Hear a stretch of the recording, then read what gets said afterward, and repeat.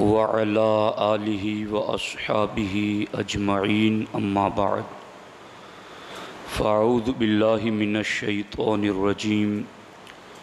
بسم الله الرحمن الرحيم وَلَنَبْلُوَنَّكُمْ بِشَيْءٍ مِّنَ الْخَوْفِ وَالْجُوعِ وَنَقْصٍ مِّنَ الْأَمْوَالِ وَالْأَنفُسِ وَالثَّمَرَاتِ وَبَشِّرِ الصَّابِرِينَ صدق اللہ العلی العظیم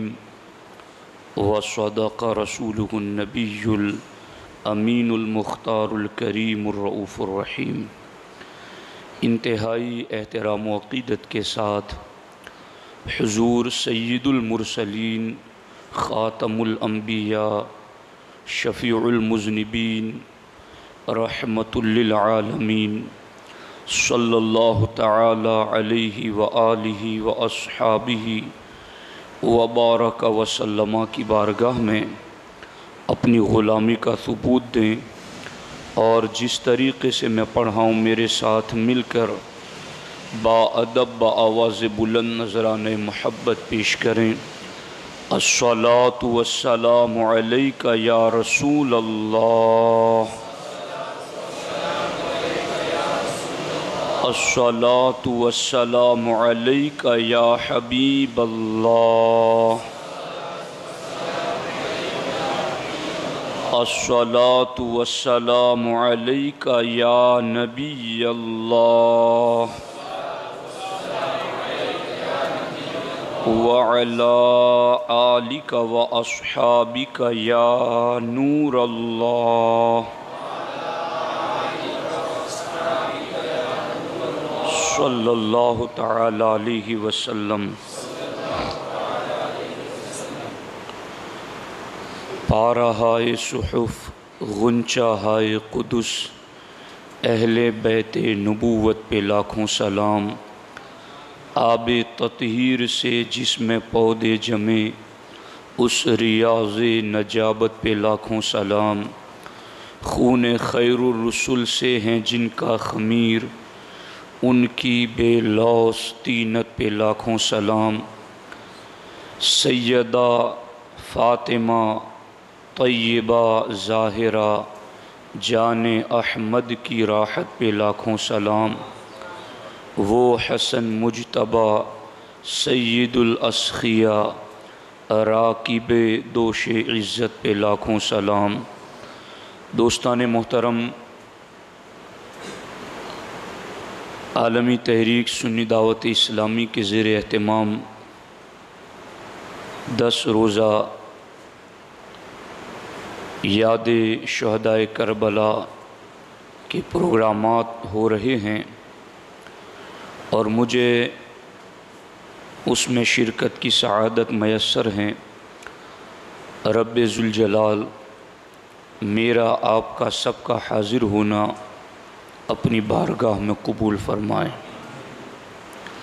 دوستان محترم، حضرت سیدنا سر سقطی رحمت اللہ تعالی علیہ، حضرت سید الطائفہ جنید بغدادی رضی اللہ تعالی عنہ کے مرشد اور پیر ہیں۔ وہ فرماتے ہیں کہ مجھے بطور الہام یہ فرمایا گیا کہ اے سری، میں نے مخلوق کو پیدا کیا اور مخلوق کو پیدا فرما کر میں نے اس سے پوچھا کہ کیا تم مجھے دوست رکھتے ہو؟ کیا تم مجھ سے محبت کرتے ہو؟ تو ساروں نے بالاتفاق یہ کہا کہ تیرے سوا اور کون ہے جسے ہم دوست رکھیں؟ ہم تجھی سے پیار کرتے ہیں، ہم تجھی سے محبت کرتے ہیں، ہم تجھی کو دوست رکھتے ہیں۔ اے سری، اس کے بعد میں نے دنیا کو پیدا کیا تو مجھ سے دوستی کے دعوے داروں میں سے 9 حصے دنیا کی طرف چلے گئے۔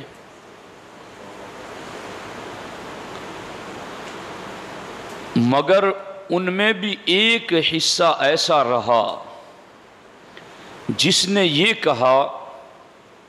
کہ الہ العالمین، ہم اس دنیا کے لیے تیری محبت کی جدائی برداشت نہیں کر سکتے، ہم اس دنیا کی طرف نہیں جائیں گے، ہم تیرے ہی در کرم کی طرف آئیں گے، ہم تجھی سے لو لگائیں گے اور تجھی سے محبت کریں گے۔ اللہ رب العزت کی طرف سے بطور الہام حضرت سری کو پھر بتایا گیا کہ جب اس ایک حصے نے یہ کہا، پھر میں نے آخرت کو پیدا کیا، تو اس ایک حصے میں سے بھی 9 حصے آخرت کی طرف مائل ہو گئے، مگر ایک حصہ اس وقت بھی ایسا رہا جس نے یہ کہا، نہ ہم دنیا کے سائل نہ آخرت پر مائل، ہم تو بس تیری رضا چاہتے ہیں۔ انہوں نے کہا کہ نہ ہم دنیا کی طرف جائیں گے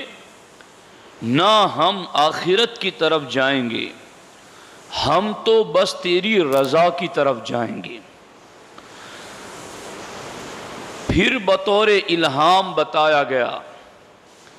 کہ جب یہ ایک حصہ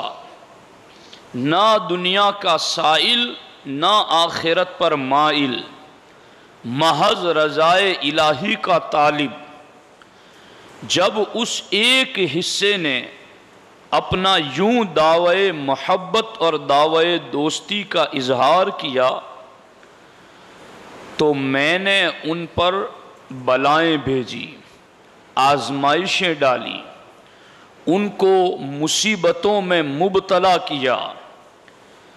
تو اس ایک حصے میں سے بھی 9 حصے گھبرا کر بھاگ گئے،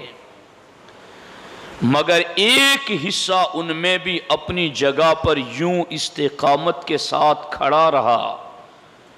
کہ اس نے اس عالم بلا میں بھی یہ کہا کہ الہ العالمین،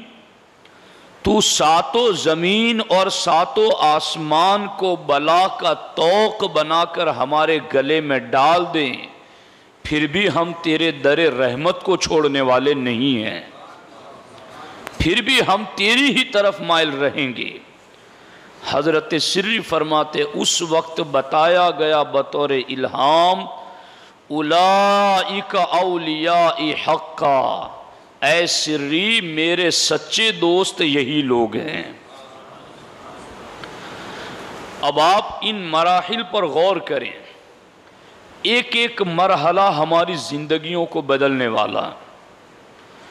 جب مخلوق کو پیدا فرما کر رب نے پوچھا کہ تم مجھ سے پیار کرتے ہو، مجھے دوست رکھتے ہو، تو سب نے بالاتفاق کہا کہ تیرے علاوہ ہے کون ہم جسے دوست رکھیں۔ تو یہ ہیں وہ زبانی دعوے کہ جو مخلوق کرتی رہتی ہیں کہ ہمیں اللہ سے پیار ہے،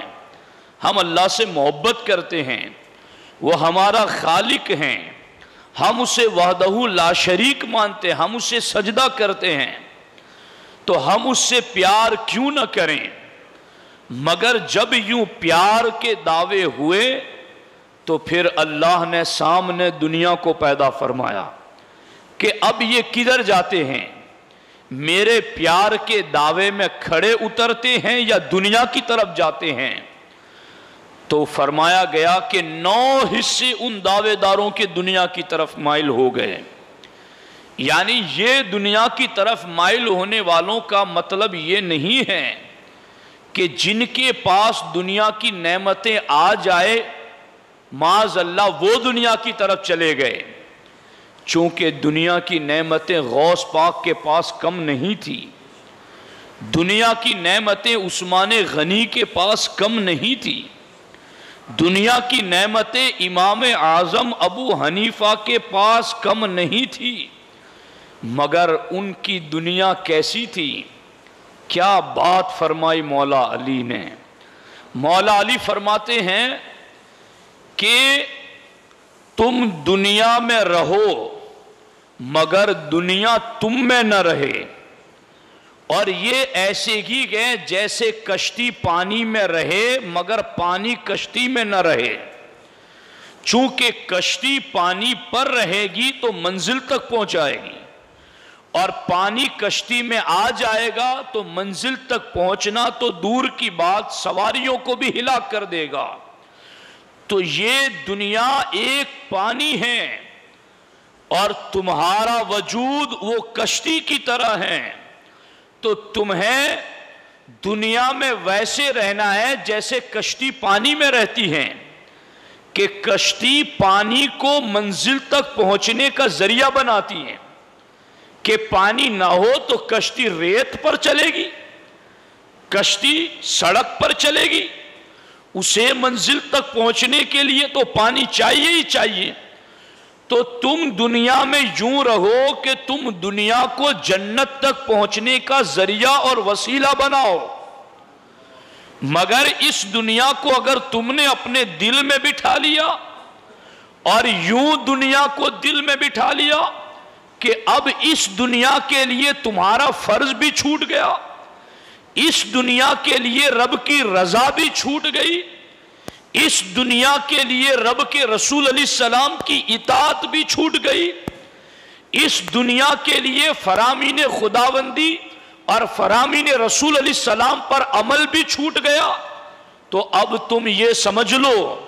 کہ یہ پانی کشتی کے اندر آ رہا ہے، اب یہ پانی تمہیں ڈبو دے گا، منزل تک نہ پہنچائے گا۔ تو یہ جو فرمایا گیا کہ 9 حصے دنیا کی طرف چلے گئے، تو اس کا مطلب یہ نہیں ہے کہ یہ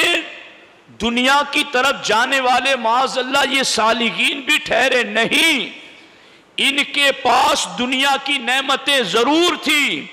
مگر ان نعمتوں کو انہوں نے کشتی کی طرح منزل پر پہنچنے کا ذریعہ بنا لیا،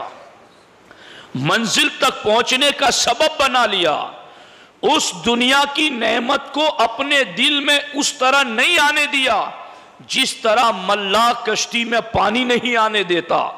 چونکہ ملاح جانتا ہے کہ یہ پانی آ جائے گا تو کشتی منزل پر نہ پہنچے گی۔ تو یہ صالحین امت جانتے تھے کہ یہ دنیا کی نعمتیں ضرور ہیں، مگر انہیں دل میں اس طرح جگہ نہیں دینی کہ یہ مال رہے اور ہم بخیل بن جائیں، یہ مال رہے اور ہم فریضہ زکوٰۃ بھول جائیں، یہ مال کی ہوس میں ہم نمازیں چھوڑ دیں، اس مال کی ذخیرہ اندوزی میں ہم حقوق اللہ اور حقوق العباد چھوڑ دیں۔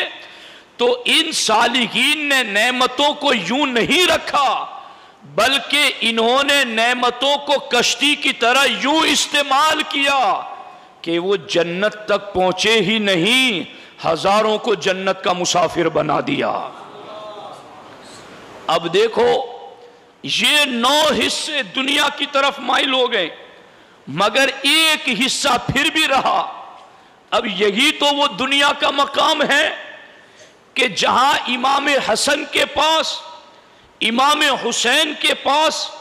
کوئی منگتا آیا اور مدینے میں گشت لگا رہا، آواز دے رہا ہے کہ کوئی ہے جو میرا پیٹ بھرے، میری مشکل کشائی کرے، میری حاجت دور کرے، تو اہل بیت اطہار کے نفوس قدسیہ نے اپنے خادم سے کہا اس کو بلاؤ اور بٹھاؤ، اور کہا گھر میں کتنے پیسے ہیں؟ کہا اتنے درہم ہیں، مگر وہ آپ نے اپنے گھر والوں کے لیے رکھے ہیں۔ تو امام حسین رضی اللہ تعالیٰ عنہ نے فرمایا یہ سائل ہمارے گھر والوں سے زیادہ حقدار ہیں، اب یہ پیسے گھر میں نہ رکھو، اس غریب کی ضرورت پوری کر دو۔ تو یہ ایک مرتبہ سائل نے مانگا تو کہا کہ بیٹھو، ہمارا وظیفہ راستے میں ہے، آ رہا ہے، آ جائے وہاں تک انتظار کرو۔ امیر معاویہ رضی اللہ تعالیٰ عنہ کی طرف سے وہ وظیفہ آ رہا تھا، 5 تھیلیاں درہموں کی، ہر تھیلی میں 1000 درہم۔ آ کر قاصد نے دیے، امام حسین یا امام حسن رضی اللہ تعالیٰ عنہما میں سے ایک نے کہا یہ جتنی بھی تھیلیاں ہیں اٹھاؤ، جسے ہم نے اپنے در پر بٹھایا ہے اسے عطا کر دو، اور معذرت بھی کی کہ یہ اتنا ہی گئے،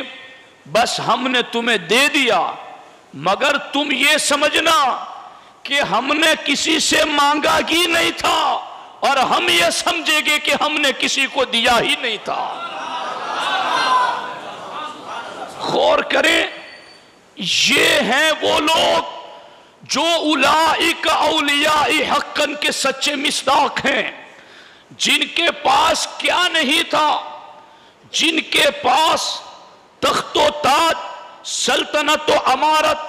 خلافت و حکومت، بیدی جماجم العرب، میرے ہاتھ میں عرب کی کھوپڑیاں ہیں، پورے عرب کے لوگ جھنڈے امام حسن کے نیچے جمع ہیں، مگر آج آپ دیکھو کہ تھوڑی سی چودراہٹ کسی کو ملے تو وہ اس عہدے کو چھوڑنا نہیں چاہتا، چاہے اس کے لیے لوگوں کی جانیں کیوں نہ گنوانی پڑے، لوگوں کا مرڈر کیوں نہ کرنا پڑے، مگر چھوٹی سی ایک گاؤں کی، ایک محلے کی، ایک قبیلے کی چودراہٹ چھوڑنا بندہ گوارا نہیں کرتا۔ مگر وہ اہل بیت اطہار جن کے دلوں کو رب نے ازل سے آخرت کے لیے چن لیا تھا، اپنی رضا کے لیے جن کی روحوں کا انتخاب کیا تھا، جو کہ نسب رسول کے معدن تھے اور اس خزانے معدن کے عظیم پھول تھے، تو انہوں نے اس مقام پر بھی وہ جو 9 حصے دنیا کی طرف مائل ہو گئے، امام حسن مجتبی رضی اللہ تعالیٰ عنہ نے اس مقام پر بھی کیا کیا؟ اللہ اکبر! جب امیر معاویہ رضی اللہ تعالیٰ عنہ اور امام حسن مجتبی رضی اللہ تعالیٰ عنہ دونوں کی فوجیں آمنے سامنے ہوئی،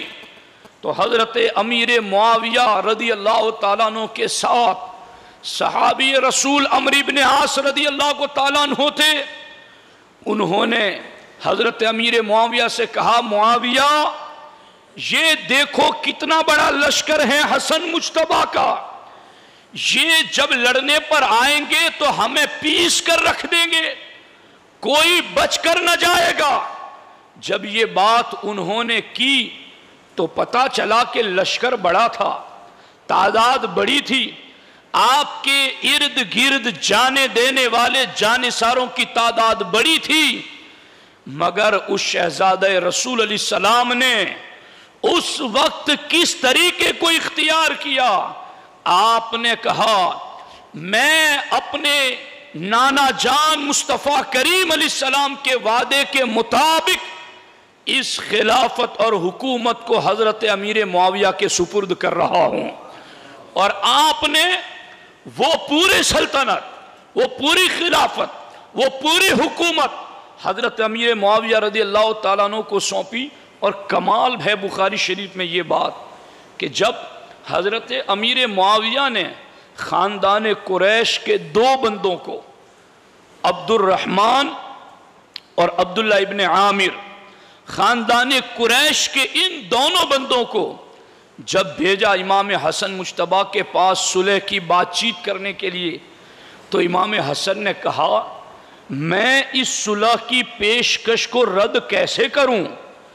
کیونکہ مجھے ابو بکر صدیق نے بتایا ہے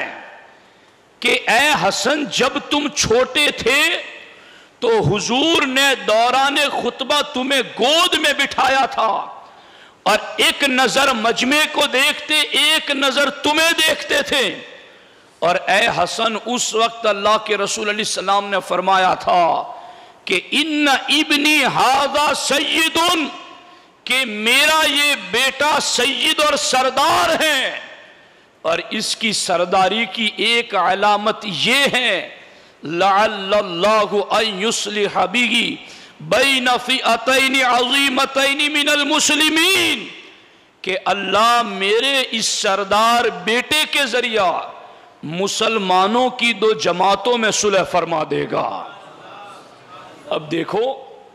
وہ تو جنگ میں بھی صلح کی بات آتی ہیں تو اس وقت بھی انہیں ابو بکر صدیق یاد آتے ہیں۔ انہیں پیار کتنا تھا صدیق سے، ان کے دلوں میں احترام کتنا تھا صدیق اکبر کا۔ تو آج کوئی حسن حسن کا نام لے، حسین حسین کا نام لے، اور صدیق صدیق کو بھول جائیں، ان سے معاذ اللہ کدورت رکھیں، تو وہ نہ حسنی ہے نہ حسینی ہے۔ سچا حسنی حسینی وہی ہے جس کے دل کے ایک طرف علی علی ہو تو دوسری طرف صدیق صدیق ہو، وہی پکا حسنی اور حسینی ہے۔ اب میں جو بات جس کی طرف آپ کی توجہ لے جانا چاہتا ہوں، حضرت سر سختی کو بطور الہام بتایا گیا کہ جب دنیا کو پیدا کیا تو مجھ سے پیار کرنے والوں کے دعوے دار وہ 9 حصے دنیا کی طرف مائل ہو گئے۔ اہل بیت اطہار اور بالخصوص امام حسن کے والد محترم مولا علی، جنہوں نے ہم غلاموں کو کہا تھا کہ تم دنیا میں ویسے رہنا جیسے کشتی پانی میں رہتی ہیں، تو یہ حکم تو پہلے امام حسن ہی نے تو سنا تھا، تو پھر کیسے عمل کیا آپ نے؟ پوری خلافت اور سلطنت سیدنا امیر معاویہ رضی اللہ تعالیٰ عنہ کو عطا فرما کر امت میں صلح فرما دی۔ اب یہ ایک حصہ اگلا دیکھو، اس کا مطلب یہ نہیں ہے کہ معاذ اللہ رب العالمین سیدنا امیر معاویہ رضی اللہ تعالیٰ عنہ کوئی حکومت کے لالچ میں آگے بڑھ رہے تھے اور دنیاوی ذخیرہ جمع کرنا چاہتے تھے۔ نہیں نہیں، یہ تو آسمانی کتابوں میں لکھا ہوا ہے کہ ملکہ بالشام، کہ آخری نبی وہ ہوں گے جن کی سلطنت کی راجدھانی ملک شام بنے گی، اور ملک شام میں راجدھانی امیر معاویہ کی بنی۔ صدر الشریعہ علی رحمہ فرماتے اس سے پتا چلا کہ امیر معاویہ کی سلطنت خود سلطنت مصطفیٰ ہے، اور احادیث میں بھی حضرت امیر معاویہ رضی اللہ تعالیٰ عنہ کی خلافت کے حوالے سے بشارتیں ہیں، اور اس پر مزید باتیں ہیں کہ جو مجمع اس کو کا متحمل نہیں ہے، اس لیے میں اس کو ذکر نہیں کرتا۔ لیکن اب یہاں اس چیز کو آپ سنتے جائیں کہ وہ 9 حصوں میں سے ایک حصہ جو بچا،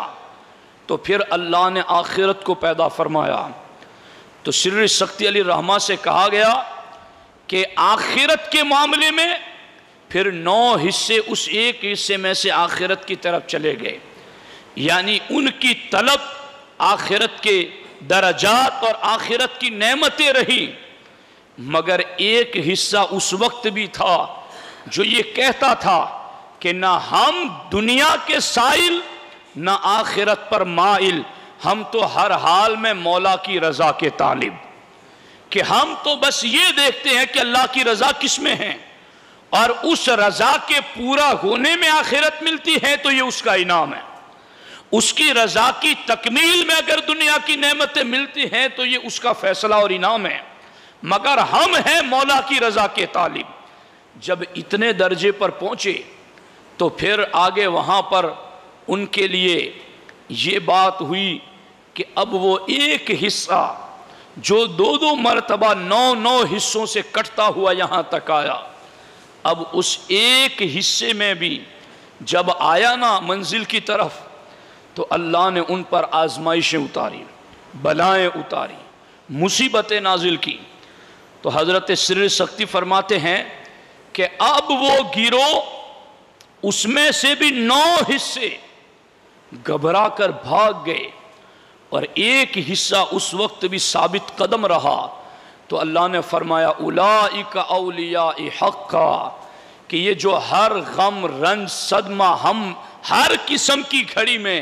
جو مرضی مولا پر استقامت کے ساتھ کھڑے رہتے ہیں، اللہ فرماتا ہے میرے سچے دوست یہی ہیں۔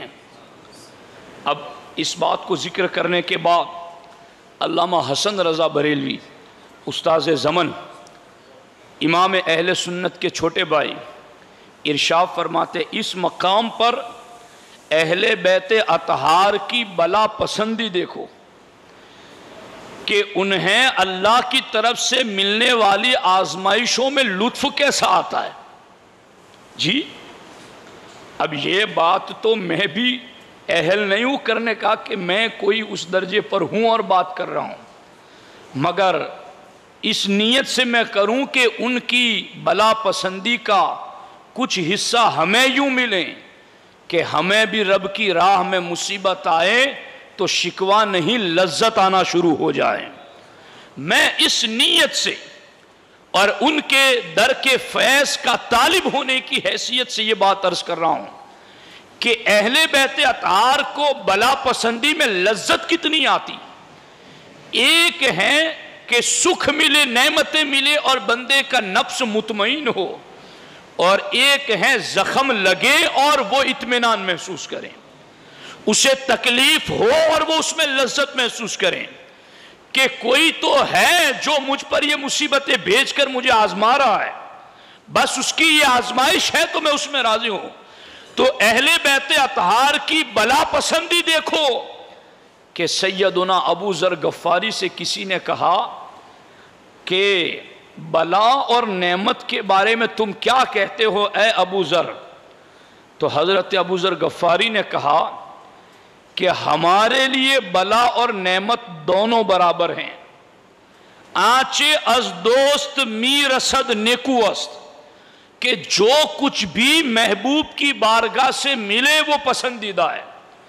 چاہے وہ بلا ملے یا نعمت ملے۔ جب یہ بات ہوتے ہوتے امام حسن تک پہنچی تو امام حسن نے کیا کہا؟ امام حسن مجتبی رضی اللہ تعالیٰ عنہ نے فرمایا اللہ رحم کرے ابو ذر غفاری پر کہ ان کے نزدیک نعمت اور بلا دونوں برابر ہیں، مگر ہم اہل بیت اطہار کے نزدیک بلا نعمت سے افضل ہیں، کیونکہ نعمت ملنے پر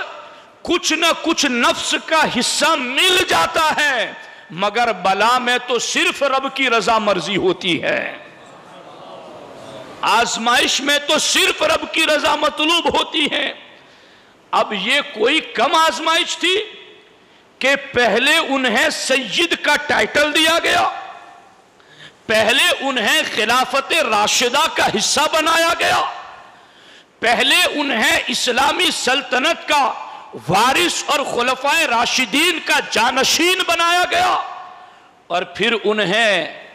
اس بشارت پر رکھا گیا کہ تم سید ہو تو تمہیں یہ عہدہ چھوڑ بھی دینا ہے، تمہیں یہ سلطنت یہ کوئی کم آزمائش ہے؟ ہمیں کوئی کسی ایک ضلع کے عالموں کا سردار بنا دے اور پھر 2 گھنٹے کے بعد اگر کوئی برخاست کرنے پر آ جائے تو جس نے بنایا ہے ہم اسی کے پیچھے لگ جائیں، مگر یہ غریق بحر بلا، حریق نار ولا، یہ ایسے اللہ کی عشق کی آگ میں جلے ہوئے اور یہ ایسے اللہ کی محبت میں فنا ہے کہ ان کو دیا گیا تو انہوں نے قبول بھی کیا، مگر جب وقت آیا تو بخوشی عطا کر کے اس پر بھی رضا کا اظہار کیا۔ بلکہ امام حسن کے خلافت سونپنے پر آپ پر بہت زیادہ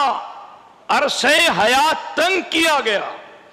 آپ پر بڑا ظلم ہوا، مسلح کھینچ لیا گیا، آپ کو مذل المومنین تک کہا گیا کہ تم نے تو معاذ اللہ مومنوں کو ذلیل کر دیا، اور آپ کو ضربیں بھی لگائی گئی، مگر آپ نے کہا کہ تم اس عہدے کو نہ چھوڑنے دینا چاہتے تھے، مگر مجھے تو نانا جان نے اسی ڈیوٹی پر لگایا تھا، اور ہم تو کہہ گئے پہلا ابو ذر کو کہ ہمارے نزدیک تو بلا نعمت سے افضل ہے، تو یہ صرف کہنے والے نہیں تھے، وقت آنے پر عمل کر کے بھی دکھا دیا کہ دیکھو نعمت اور بلا ابو ذر کے نزدیک برابر ہیں،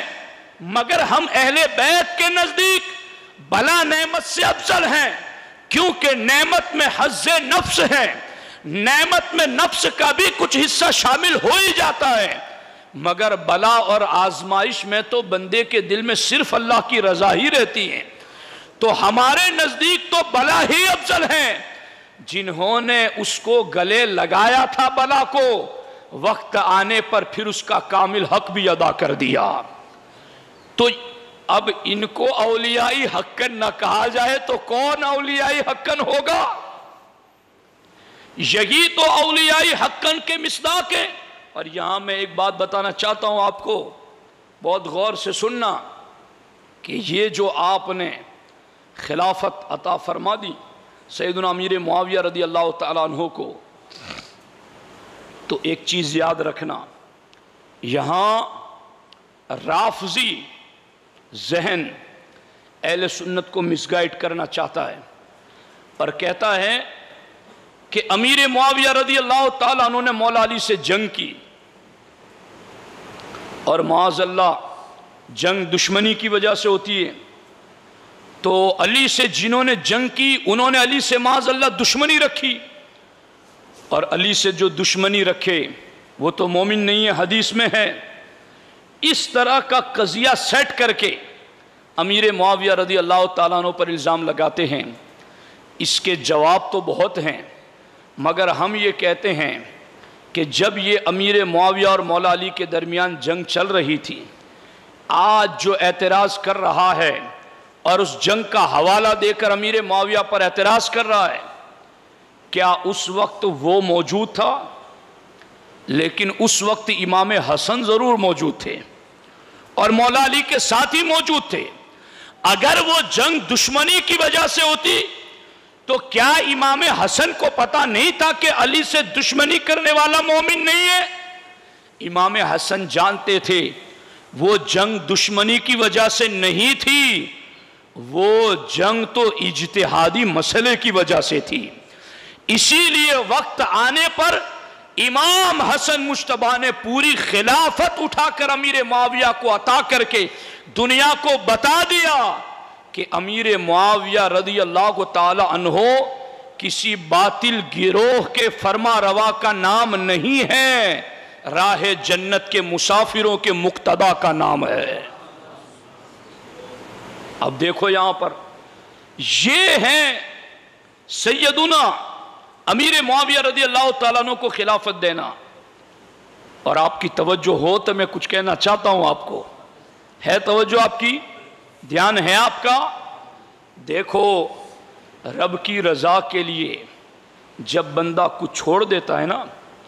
تو پھر اللہ مرتبے مزید بڑھا دیتا ہے۔ امام حسن مجتبیٰ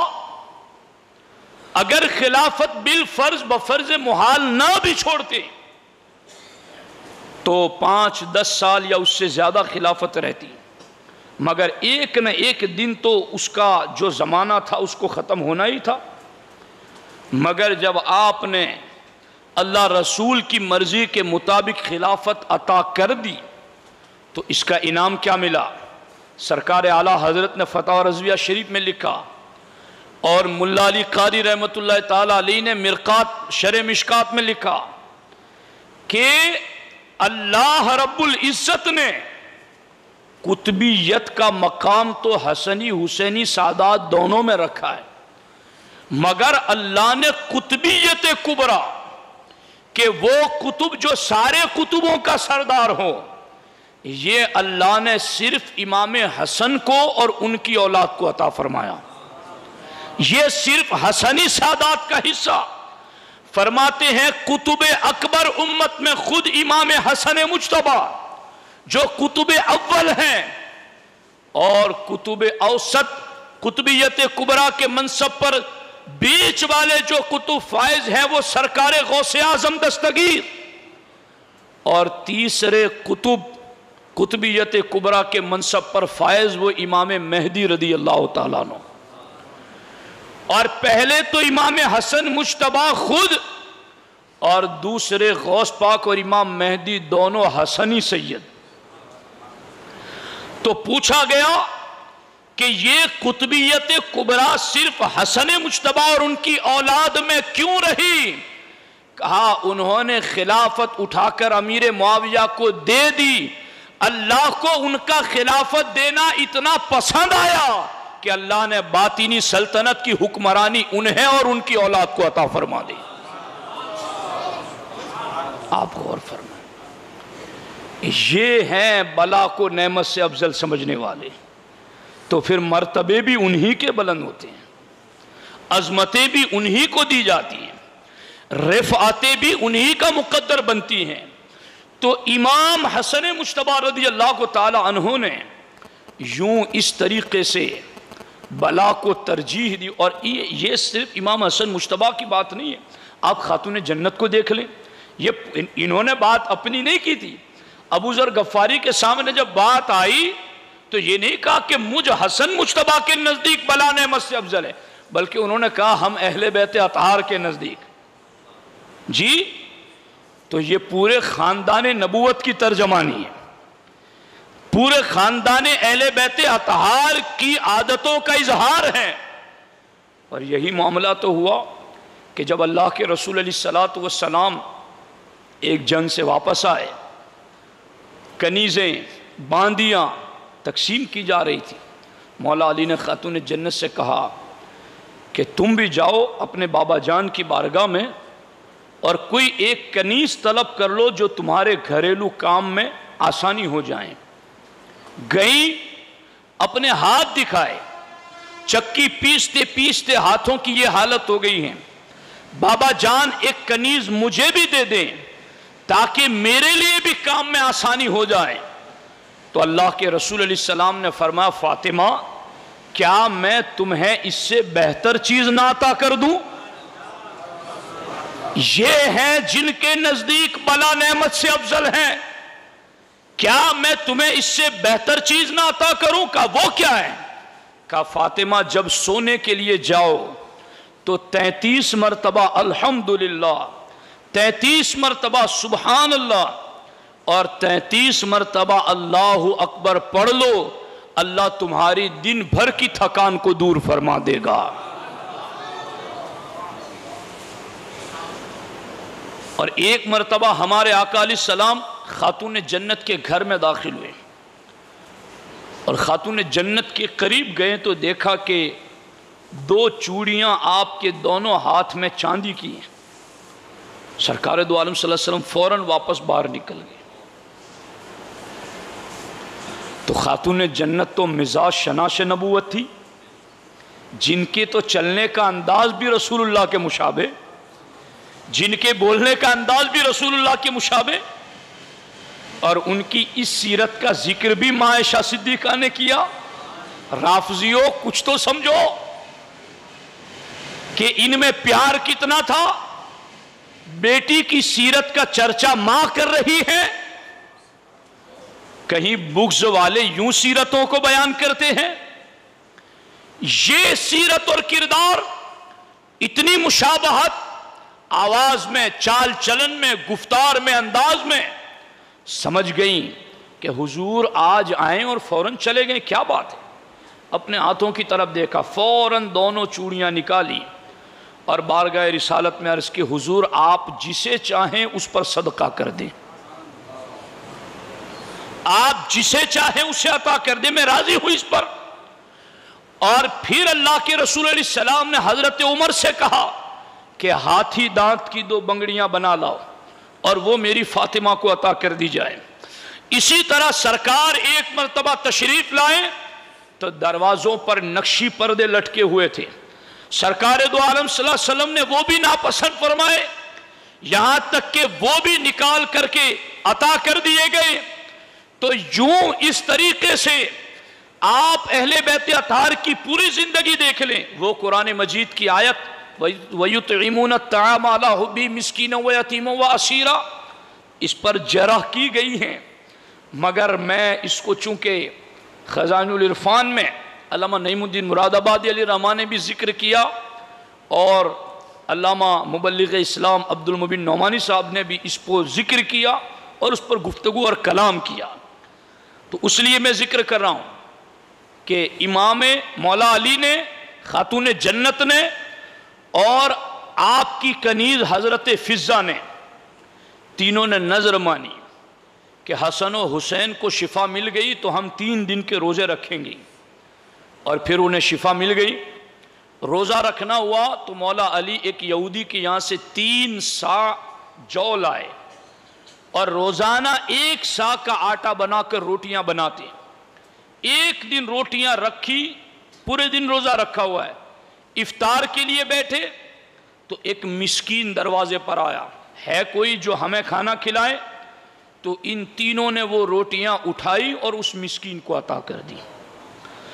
دوسرے دن دوسرے سا کی روٹیاں بنائی تو ایک یتیم آیا، ہے کوئی جو مجھے کھانا کھلائے؟ سارا اٹھا کر اس کو دے دیا، پانی پی کر افطار کر لیا۔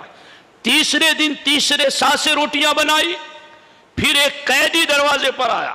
ہے کوئی جو مجھے کھانا کھلائے؟ سارا اٹھا کر اس کو عطا کر دیا۔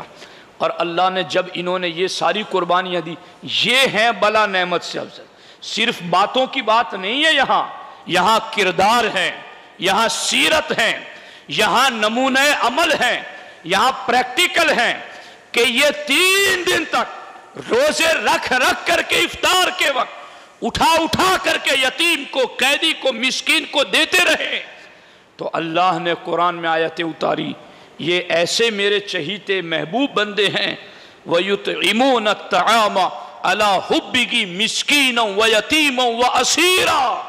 کہ ان کی شان یہ ہے کہ انہیں کھانے کی حاجت ہے، بلکہ یوں ترجمہ کیا جائے کہ انہوں نے اللہ کی محبت میں 3 دن کھانا کھلا دیا، اور کھلانے کے بعد کیا کہا رب نے قرآن میں ذکر کیا، کھلانے والے کھلاتے ہیں مگر کچھ تو چاہتے ہیں، اس کو اتنا دیا مگر کبھی شکر ہی نہیں مانتا، اس کو اتنا دیا مگر کبھی شکریہ کا لفظ اس کی زبان سے نہیں سنا، کبھی جزاک اللہ نہیں کہا۔ انہوں نے دیا تو دیا بھوکے رہ کر کے، روزہ رکھ کر کے، مگر دینے کے بعد کیا کہا رب نے قرآن کا حصہ بنایا، انما نطعمکم لوجہ اللہ لا نرید منکم جزاء ولا شکورا، کہ ہم نے تو کھلایا محض اللہ کی رضا کے لیے۔ سمجھ میں آئی؟ اولئک اولیاء حق کا،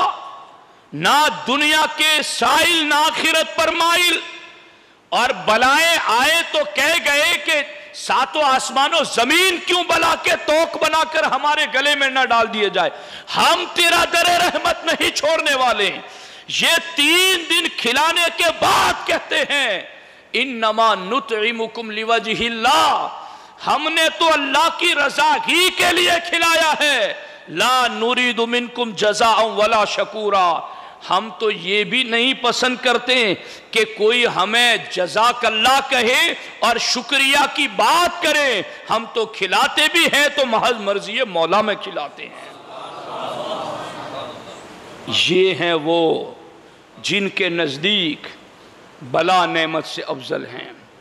اب یہاں چونکہ ابھی اس موڑ پر پہنچتے پہنچتے میں اپنی اس تمہیدی گفتگو کی تکمیل پر آیا، مگر اب وقت بھی اختتام کی طرف ہے، میں جلدی اس اصل بنیاد پر آپ کی تفہیم کے لیے کچھ باتیں عرض کر دوں کہ غور کرو۔ آج ہم یہ اتنے لوگ بیٹھے ہیں الحمدللہ اللہ کے فضل سے، ان دنوں میں اہل بیت اطہار کے نام پر ایصال ثواب کے لیے نظر و نیاز بھی کرتے ہیں، سبیل بھی لگاتے ہیں اور خرچ بھی کرتے ہیں، اور اس کے لیے محفلوں کا اہتمام بھی کرتے ہیں، سارا کچھ کرتے ہیں۔ یقیناً یہ انہی کی محبت میں ہی ہیں اور اللہ قبول فرمائے، مگر اس محبت کی تکمیل کا مرحلہ کچھ اور ہے، اس محبت کے کمال کا درجہ کچھ اور ہے۔ یعنی وہ یہودی جو حضور سے کہہ رہے تھے کیا نحن ابناء اللہ و احباؤہ، کہ اے محمد صلی اللہ علیہ وسلم ہم تو اللہ کے محبوب ہیں، ہم تو اللہ کے پیارے ہیں۔ جب یہود نے حضور سے کہا ہم اللہ کے پیارے ہیں تو اللہ نے فرمایا تم میرے پیارے کیسے؟ ان کنتم تحبون اللہ فاتبعونی یحببکم اللہ، اگر تم میرے پیارے بننا چاہتے ہو تو پیروی کرو میرے محبوب کی۔ اس سے پتا چلا کہ یہود نے محبت کا دعویٰ کیا اور اطاعت مصطفیٰ کو چھوڑ کر کیا، تو رب نے کہا تمہارا یہ دعوے محبت مسترد ہے، رد ہے۔ میں اس کو کامل تشبیہ کے لیے نہیں ذکر کر رہا، مگر اس کو ایک ادنا مشابہت کے ذریعہ سمجھانا چاہتا ہوں کہ بات یہ ہے کہ رب کی نگاہ قدرت میں بھی اسی محبت کو کمال ملتا ہے جہاں محبوب کی اطاعت کی جائے، جہاں محبوب کی پیروی کی جائے۔ ہمیں اہل بیت اطہار سے پیار ہے اور یقیناً پیار ہے، اور یہ تھوڑا بہت ہی سگی، مگر اس کا نتیجہ نکلے گا کہ جب یہ پیار ہمیں کھینچ کر یہاں تک لے آیا تو اب اس پیار میں کمی نہ رہنے دو، بلکہ اس پیار کو ایک آگے درجے تک پہنچاؤ، اور وہ پیار یہ ہے کہ جن سے پیار ہے ان کے کردار پر عمل بھی کیا جائے، جن سے محبت ہے ان کی سیرت پر بھی عمل کیا جائے، جن سے عشق ہے ان کی عادات و اطوار اور خصائل کو بھی اپنی زندگی میں لایا جائے۔ یہ کیا بات ہے کہ آپ چلیں ایک قدم دین و سنیت کی راہ پر اور آپ کو تھوڑا رنج کیا پہنچا؟ آپ شکوہ کی بولی بولنے لگے، آپ شکایت کے لفظ نکالنے لگے، آپ کو کبھی دین کی طرف آپ آئیں اور پھر آپ کو کہا گیا کہ تم سنی اجتماع میں بھی آؤ، تمہیں قافلے میں بھی آنا ہے، تو اب یہ بندہ سامنے سے کہتا ہے یار میں 5 وقت کی نماز پڑھتا ہوں، وہ کوئی کم ہے کہ مجھے اب یہ لوگ کوئی اور بھی ڈیوٹی سونپ رہے ہیں اور مجھے ابھی اور لے جانا چاہتے ہیں؟ تو یاد رکھو یہ دین کے معاملات کو یا دنیاوی معاملات کو تکالیف، مصیبتیں، آزمائشیں، بلائیں آئیں تو ہم محبین اہل بیت کو اس وقت کردار اہل بیت پر عمل کرنا چاہیے اور ان کا کردار یاد آنا چاہیے۔ یہاں میں صرف ایک بات عرض کر کے بات ختم کر دینا چاہتا ہوں، چونکہ ایک ٹاپک کے حوالے سے جب بات رہ جاتی ہے تو پھر وہ رہ ہی جاتی ہے، کل والی تو رہ ہی گئی، اب نہ جانے کب اس کی باری آئے گی۔ لیکن ایک بات جو میں بالخصوص آپ حضرات کی خدمت میں عرض کرنا چاہتا ہوں وہ بہت اہم ہے۔ درود شریف پڑھ لیجئے ایک مرتبہ، پھر میں اس کو عرض کروں۔ اللہم صلی وسلم وبارک علی سیدنا و مولانا محمد و آلہ و صحبہ وبارک وسلم، صلاۃ و سلام علیک یا رسول اللہ صلی اللہ تعالی علیہ وسلم۔ اور وہ بات جو میں آپ کی خدمت میں عرض کرنا چاہتا ہوں وہ ہے سیدنا داتا گنج بخش علی حجویری رحمۃ اللہ تعالی علیہ نے جس کو ذکر فرمایا۔ داتا صاحب نے کشف المحجوب شریف میں اس بات کو ذکر فرمایا۔ وہ کیا بات ہے؟ اور داتا صاحب نے جو باتیں ذکر کی ہیں نا، ابھی میں اس کو لے کے آیا ہوں لیکن میں نے اس پر بات نہیں کی ہے کہ داتا صاحب نے کیا ذکر کیا ہے۔ یہ اسی کے حوالے سے داتا صاحب نے باتیں ذکر کی ہے، لیکن اب میں صرف ایک بات عرض کر دیتا ہوں کہ اہل بیت اطہار نسب میں بھی کامل اور حسب میں بھی کامل، ان کی علمی شان دیکھیں۔ داتا صاحب فرماتے ہیں کہ حسن بصری رضی اللہ تعالی عنہ جیسا امام جب بصرہ میں ایک فرقہ پیدا ہوا اور فتنہ جنم لیا تو حسن بصری رضی اللہ تعالیٰ عنہ نے اس وقت خط لکھا شہزادہ رسول امام حسن مجتبیٰ کو، اور خط میں کیا لکھا میں چند لفظ ان کی زبانی والے پڑھ کر سنانا چاہتا ہوں کہ ان کی نظر میں امام حسن کا احترام کتنا تھا، وہ کن لفظوں سے یاد کرتے تھے۔ اللہ اکبر۔ فرماتے ہیں السلام علیک یا ابن رسول اللہ، اے سرکار کے شہزادے تمہیں سلام ہو۔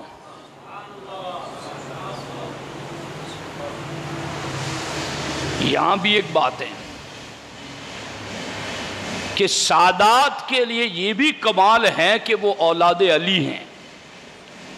مگر اس سے بڑا کمال یہ ہے کہ وہ اولاد رسول علیہ السلام ہیں۔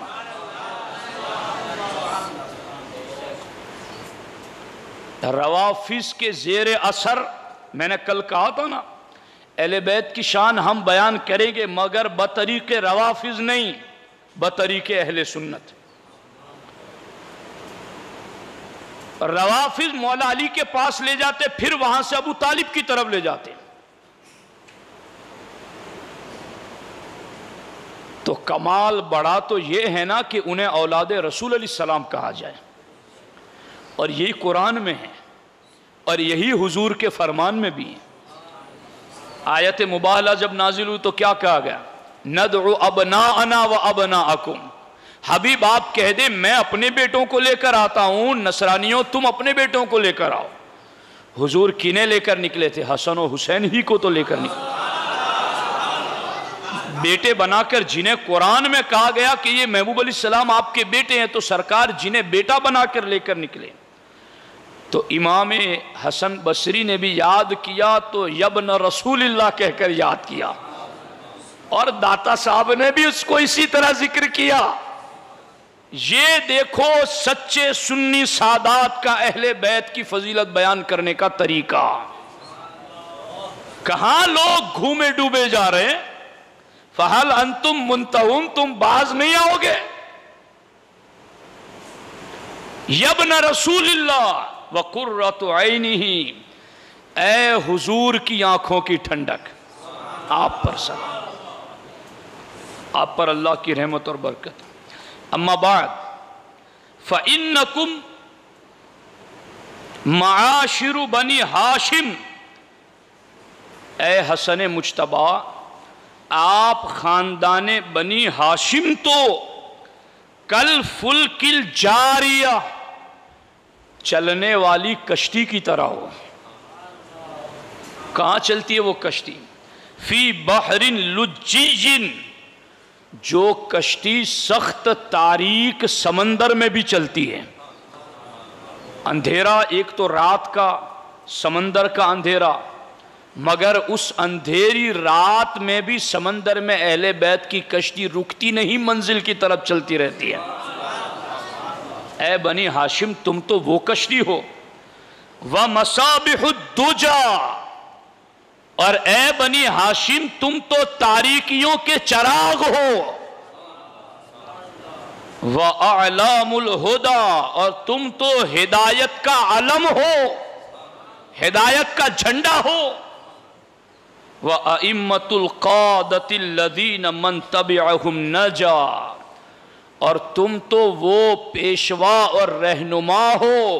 کہ جس نے تمہارے پیچھے چلنا شروع کر دیا وہ نجات پا گیا۔ کَسَفِینَةِ نُوحِ الْمَشْحُونَةِ، کیا بات ہے! جس طرح سے نوح علیہ السلام کی کشتی، کیا تھی نوح علیہ السلام کی کشتی؟ الَّتِي يَؤُولُ إِلَيْهَا الْمُؤْمِنُونَ،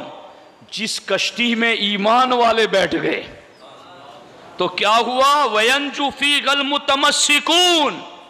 تو کشتی نوح کا دامن پکڑنے والے مومن نجات پا گئے۔ اے بنی ہاشم جو تمہاری کشتی نجات میں بیٹھ گیا وہ بھی منزل تک پہنچ گیا۔ یہ ساری باتیں عرض کی اور اس کے بعد اپنا مدعا بیان کیا۔ توجہ ہے آپ کی؟ اپنا مدعا بیان کیا، کیا کہا؟ فما قولک یبن رسول اللہ صلی اللہ علیہ وسلم عند حیرتنا فی القدر و اختلافنا فی الاستطاعت، اے سرکار کے شہزادے، دوسری مرتبہ ابن رسول اللہ، جی اے شہزادہ رسول علیہ السلام، ہمارے یہاں ایک فرقہ ہے قدریہ اور وہ تقدیر کا انکار کر رہا ہے، تو اے سرکار کے شہزادے تم تو ہوگی تاریکیوں کے چراغ، تم تو ہوگی ہدایت کا علم، تم تو ہوگی نجات کی منزل پر پہنچانے والے مقتدا، تم تو ہوگی وہ کشتی جو اندھیروں میں چلتی ہے۔ ان قدریہ کے بارے میں ہم حیرت میں ہیں کہ کریں تو کیا کریں، انہیں مسلمان مانے یا کافر مانے؟ چونکہ یہ نماز بھی پڑھتے ہیں، یہ روزہ بھی رکھتے ہیں، یہ زکوٰۃ بھی دیتے ہیں، یہ سارے اعمال مسلمانوں والے کرتے ہیں، مگر تقدیر کا انکار کر رہے ہیں۔ اے شہزادہ رسول، آپ ہمیں بتائیں کہ ہمیں ان کے بارے میں کرنا کیا ہے؟ تو دیکھو شہزادہ رسول علیہ السلام نے جواب کیا دیا۔ آج کئی لوگ ایسے ہیں جو نسب رسول علیہ السلام کی وابستگی کے دعوے دار ہیں، مگر خوارج سے دوستیاں کرتے ہیں، روافض سے دوستیاں کرتے ہیں، باطل مذہبوں کی رعایت رکھتے ہیں، اور پھر اپنی شہزادگی کا دعویٰ بھی کر کے لوگوں کو اپنے حق ہونے کی بات بھی باور کرانا چاہتے ہیں۔ انہیں میں داتا صاحب کی کتاب کا حوالہ دے رہا ہوں، اور انہیں شہزادہ رسول امام حسن مجتبیٰ کی بات پہنچا رہا ہوں۔ امام حسن مجتبیٰ نے تب یہ نہیں کہا کہ چلو باقی دین تو مانتے ہیں، حالات ٹھیک نہیں ہیں، انہیں بھی مسلمان مانا جائے، نہیں۔ امام حسن مجتبیٰ نے کہا قد انتہا الی کتابک عند حیرتک و حیرت من زانت من امتنا، فرماتے ہیں تمہاری کتاب ہم تک پہنچی ہے حسن بصری، خط پہنچا ہے، اور تمہارا اور ہمارے نبی علیہ السلام کی امت کا اس عقیدہ تقدیر میں حیران اور پریشان ہونا تمہارے خط کے ذریعہ مجھے معلوم ہوا۔ اب اے حسن بصری، مجھے تو تم نے کہا ہے کہ میں ہدایت کا علم ہوں، میں اندھیروں کا چراغ ہوں، میں کشتی نوح کی طرح کشتی نجات ہوں، میں وہ مقتدی اور پیشوا ہوں کہ جس کی پیروی منزل تک پہنچائے گی۔ تو اے حسن بصری سنو، ایک مسئلے تقدیر کے انکار کرنے والوں کے بارے میں شہزادہ رسول علیہ السلام کا جواب کیا ہے؟ آپ فرماتے ہیں والذی علیہ رأیی، میرا فتویٰ یہ ہے، جی میرا فتویٰ یہ ہے، من لم یؤمن القدر خیرہ و شرہ من اللہ تعالی فقد کفر۔ میرا فتویٰ یہ ہے کہ جو تقدیر کی بھلائی اور برائی من جانب اللہ ہونے پر ایمان نہیں رکھتا فقد کفر، وہ کافر ہو گیا، وہ اسلام سے خارج ہو گیا، وہ کچھ بھی کرتا رہے اس کا ایمان سے کوئی تعلق نہیں۔ یہ کون بتا رہا ہے؟ یہ طاہر اور پاک گروہ کا سردار بتا رہا ہے، یہ علم الہدا بتا رہے ہیں، یہ امام القادہ الذین من تبعہم نجا بتا رہے ہیں، یہ مصباح الدجا بتا رہے ہیں، یہ کشتی نوح کی طرح کشتی نجات کے ملا بتا رہے ہیں کہ جو تقدیر کے مسئلے کا انکار کرتا ہے وہ مومن نہیں ہے، وہ کیا ہے؟ وہ کافر ہیں۔ اور امام حسن مجتبیٰ رضی اللہ تعالی عنہ نے اس حوالے سے پھر تفصیلی بات پوری ان لوگوں کو پہنچائی۔ تو میں یہ بات عرض کرنا چاہتا ہوں، یہ بھی ان کی بلا کا ایک حصہ ہے، چونکہ حق بول کر بلا لینا کون چاہتا ہے؟ حق بول کر آزمائشوں میں پڑھنا کون چاہتا ہے؟ تو یہ ہیں وہ جنہوں نے کہا کہ ہم اہل بیت کے نزدیک تو بلا نعمت سے افضل ہے، اور حق کے اظہار کی بات آئے تو اہل بیت اطہار کے لیے بھی، ان کی اولاد کے لیے بھی ان کا نمونہ عمل ہے، اور ہم ان کے خاندان کے غلاموں کے لیے بھی نمونہ عمل ہیں کہ کوئی کیسا ہی اسلامی تعلیمات پر عمل کرنے والا کیوں نہ ہو، مگر کسی ایک بنیادی عقیدے کا انکار کر دے تو پھر وہ مومن نہیں رہتا ہے۔ یہ کام سب سے زیادہ اس آخری صدی میں کیا تو امام احمد رضا نے کیا۔ وہ سچے محب اہل بیت، وہ سچا عاشق رسول، وہ سچا مرد قلندر جس نے امام حسن مجتبیٰ کی اس روش پر چلتے ہوئے، جس نے ایک ضرورت دینی کا بھی انکار کیا، تو امام احمد رضا نے امام حسن کے طریقے پر عمل کرتے ہوئے فوراً کا فقد کفرا، وہ کافر ہو گیا۔ تو کوئی اگر آج یوں کہتا ہے، میں بڑے بڑے لوگوں کو دیکھ رہا ہوں کہ معاذ اللہ رب العالمین ضروریات دین کے منکروں کو جب یہ کہا جائے کہ ضرورت دینی کا منکر کافر ہے، تو وہ یہ کہتے ہیں تم فتوے نہ لگاؤ، ہم تمہارے فتوے نہیں مانتے۔ تو میں انہیں کہتا ہوں حسن بصری نے جنہیں فتویٰ پوچھا تھا تو اول باطل گروہ پر کفر کا فتویٰ تو امام حسن مجتبیٰ نے لگایا تھا، تم فتوے کی توہین کر رہے ہو۔ تو یہ تو اہل بیت اطہار کا طریقہ ہے کہ جو حق کا انکار کرے وہاں حق کا اعلان کیا جائے، وہاں حق کا اظہار کیا جائے، اور کروڑوں رحمت نازل ہو ان علماء اہل سنت کے مرقد نور پر، اور کروڑوں رحمت نازل کو ان علماء اہل سنت پر جو باحیات ہے، جو بلا خوف لومت لائم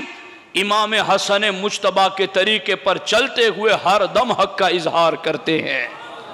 حق کا اعلان کرتے ہیں۔ یہی وہ ناجی گروہ ہیں جن کے بارے میں سرکار نے فرمایا لا یزالون طائفۃ من امتی قائمون علی الحق، کہ میری امت کا ایک گروہ زمانہ کیسا بھی بدلتا رہے وہ حق سے نہیں بدلے گا، وہ حق پر قائم رہے گا۔ تو اس لیے اہل بیت اطہار کی سیرت و کردار ہمارے لیے نمونے عمل ہیں کہ ہمارے سامنے بھی کوئی بلا آئے دین پر چلتے ہوئے یا دنیا کے اندر، تو ہم جن سے پیار کرتے ہیں ان کا طریقہ یاد کریں، اور جب حق کے اظہار کی بات آئیں تو پھر بغلوں میں نہ جھانکیں، پیچھے دائیں بائیں نہ دیکھیں، اپنا نفع نقصان کاروبار کا یا کسی اور پارٹنرشپ کا اس طرف نہ جائیں، بلکہ محبت ہے امام حسن مجتبیٰ سے تو ان کے کردار پر عمل کریں، ان کی سیرت پر عمل کریں، ان کی زندگی کو نمونہ عمل بنائیں۔ یوں اگر ہم چلیں گے تو انشاءاللہ یہ کشتی نوح ہمیں جنت تک پہنچا دے گی۔ اللہ تعالی ہمیں ان کے فیض و برکات سے مالا مال فرمائے، اور اللہ تبارک و تعالی انہی کی غلامی میں ہمیں زندہ رکھے، اور اللہ تعالی انہی کی غلامی میں ہمارا حشر فرمائے، اور اللہ تعالی بوقت نزا اللہ ان کا دیدار نصیب فرمائے، اور اللہ قبر کی تاریک رات میں ان کے فیضان سے ہماری قبروں کو منور فرمائے۔ دوستان محترم، ایک اعلان ہے، وہ یہ ہے، یہ کتاب ہے دلائل الخیرات شریف، وظیفے کی کتاب ہے، اور سلیمان جزولی رحمۃ اللہ تعالیٰ علیہ نے ایک جگہ دیکھا کہ ایک کنواں ہے اور اس کنویں میں پانی نیچے، انہیں وضو کرنا تھا مگر ڈول بھی نہیں، پانی اوپر آئے گا نہیں، وضو کیسے کریں گے؟ حیران کھڑے تھے، ایک بچی آئی اور اس نے اس کنویں میں تھوک دیا، تھوکا تو سمندر کا کنویں کا پانی ابلتے ہوئے اوپر آ گیا۔ حضرت سلیمان جزولی رحمۃ اللہ علیہ نے وضو کر لیا، پھر پوچھا کہ بیٹی تو نے کیا پڑھ کے اندر تھوکا کہ پانی اوپر آ گیا؟ کہا میں نے یہ درود پڑھ کر کے اندر تھوکا ہے۔ تو سلیمان جزولی رحمۃ اللہ علیہ نے وہ درود سیکھ لیا، اور وہ درود انہوں نے اس کتاب میں جمع کر دیا۔ یہ پوری کتاب درود ہی کی ہے، اور انہوں نے کہا کہ وہ درود میں نے اس پوری کتاب میں جمع رکھا ہے، تو میں بتاؤں گا نہیں کہ وہ درود ہے کون سا، تم پوری کتاب پڑھو جی۔ تو یہ بہت اہم کتاب ہے، گجراتی میں ہے تو آپ اس کو ضرور خریدیں۔ دوسری کتاب ہے مسلمانوں نی بزدلینا سببو، مسلمان بزدل کیوں بنا ہوا ہے، یہ امیر سنی دعوت اسلامی کی کتاب ہے گجراتی زبان میں۔ تحفہ نکاح، میاں بیوی کو کیسے رہنا ہے، ان کے معاملات حل کیسے ہوں گے، اور یہ کتاب بہت اہم ہے۔ سیرت رسول عربی، علامہ نور بخش توکلی علیہ رحمہ کی لکھی ہوئی کتاب ہے، میں خود اس کتاب سے بہت زیادہ استفادہ کرتا ہوں، گجراتی زبان میں ہے، ہمارے آقا کی سیرت موجود ہیں، تو میری آپ سے درخواست ہے کہ آپ جاتے ہوئے ان کتابوں کو ضرور لے جائیں اور اپنے گھروں کی زینت بنائیں۔ اللہ تعالی ہماری ان کاوشوں کو اپنی بارگاہ میں قبول فرمائے۔ السلام علیکم ورحمۃ اللہ وبرکاتہ۔